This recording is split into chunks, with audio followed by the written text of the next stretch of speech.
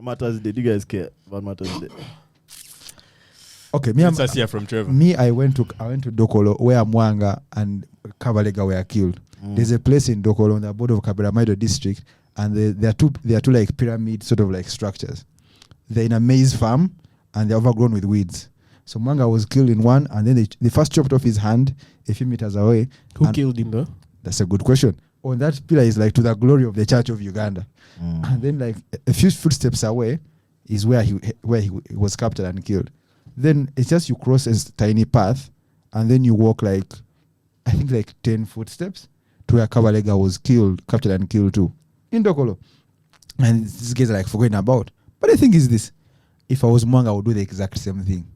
You cannot expect a sovereign ruler of a state to have people come and tell him, man, you're no longer king, your religion is dumb, and you're going to take it over, and him not to take actions. These matters, we're rebels.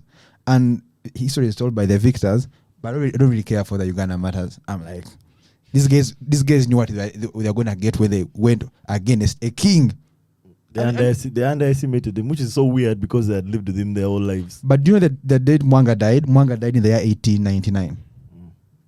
Basically, Mwanga and Kabalega were the last vanguards of Uganda's sovereignty, and after they died, colonialism just basically came in on a red carpet.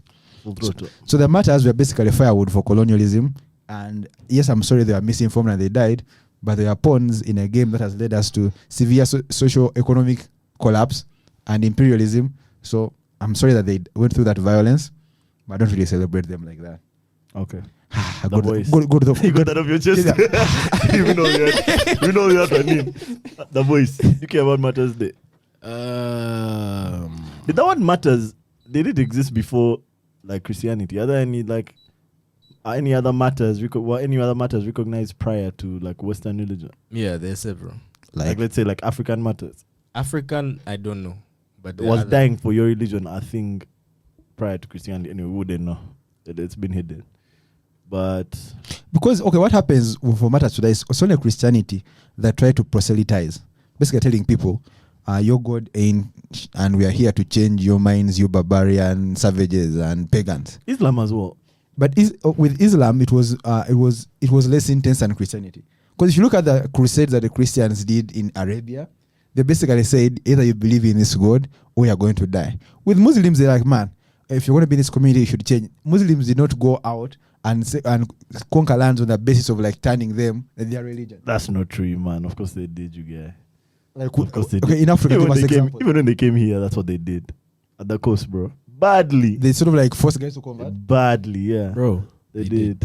But I feel like in scale, Christianity sort of like ups the ante. Okay, yeah, I think Islam was doing it, and then Christianity came and did it better. The Europeans, they upped them. and the Muslims are salty to this day. But it's all the same thing, changing people's perceptions through religion and telling them that you're superior with your way of life. And religion is very potent, you guys. You can convince. Yeah, someone. it is. No, listen, my general. What's happening without potent? Strong. Toxic. Concentrated. Listen, no, my position is similar to Trevor's as far as the matters go. But then, obviously, now we're living in a mostly Christian conservative society, so you have to be careful how you say those types of things. But I agree with what Trevor said. But me, like, I will not hold anyone, even if he's a reverend. The thing is, we now know and we've been educated that Christianity is a part of our cultural dispensation.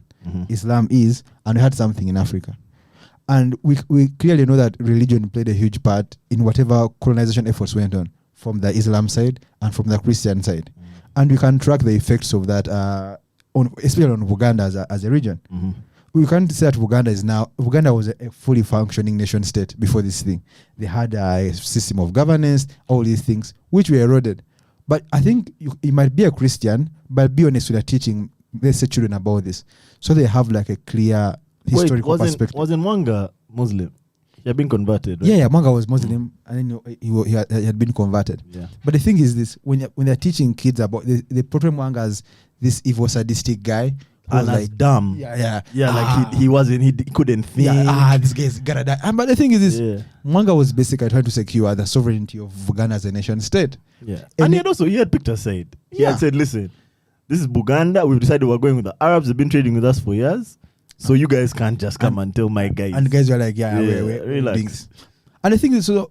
Mwanga, the violence committed against Mwanga is diminished, because in school they told us Mwanga went to Seychelles and then he died on his way as when from Kabalega. He didn't die. He was handed and killed, and then the kingdom was taken over with that agreement whereby they had a young Chua, and basically they manipulated regents to get massive and all the land issues we have right now in this Uganda region stem from that agreement. But the thing is, people never contend with these things because they sort of like seem to whitewash them over. And every 3rd of June, we're going to be like, oh my God, you guys. You guys were dying for us. But yeah, I feel like yes, people can have their Christian beliefs and that's okay. But we should not erase history for the sake of maintaining our beliefs. But also martyrdom is like a very central part of Christianity. Just people dying for the cause. It's such a big deal, man. From Jesus down. It's a Christian motive. Yeah. But what means if you erase history like that, you have a very disconnected country, and you can see it. You don't have a connection to the land you come from, because you sort of like you have no idea of how the place you're in was formed, because you sort of like skip huge parts of the way you came to be because Uganda now is a construct, but people have to appreciate the history of that if you're going to live in it together. So for me, I'm like, I don't criticize people who celebrate the martyrs, because it's part of the life they chose to live as Christians. But what I do not appreciate is the way that history has been repressed, especially in education. People should know what exactly happened to Mwanga and Kabalega and how the martyrs played a role in Uganda being... I feel like the martyrs was basically the departure point for Uganda being colonized. Because that was the whole point. Mwanga was hunted and killed.